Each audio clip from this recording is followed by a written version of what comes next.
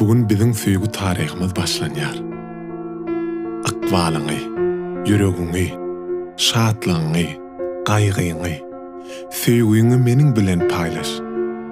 Durmuşda öz taýyňy tapmak eýem uly baht. Kimdir biriniň gözlerine diňe saňa bolan ýyly mehri. Süýgüni görmek, duýmak seniň durmuşyň nurlanýar.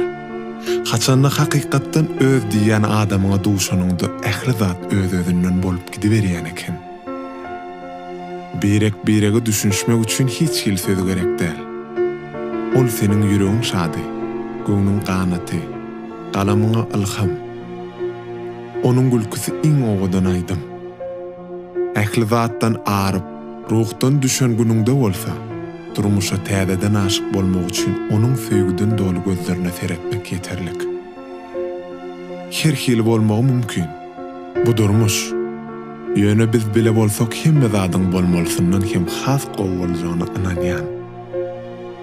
Sen ýanymda bolsaň men hemme zady gaýl. Sen ýanymda bolsaň men hemme zady taýyn. Gözlerimde gördüm bagtymy. Sen ömrümün sönmez yıldızı. Asmandan sayladım men seni. Nurly görküňi. Güller düşäyin ýoluňa. Öwrüldüň sowulmaz ýadyma. Koşul gelirim tadyna, gelirim tadyna. Bebe ömrüme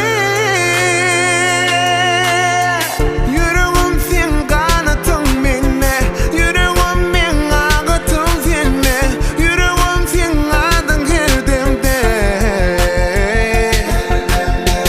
Yüreğim sen kanatyň menne, yüreğim men agatyň senne, yüreğim sen adyň herdemde. Jadly.com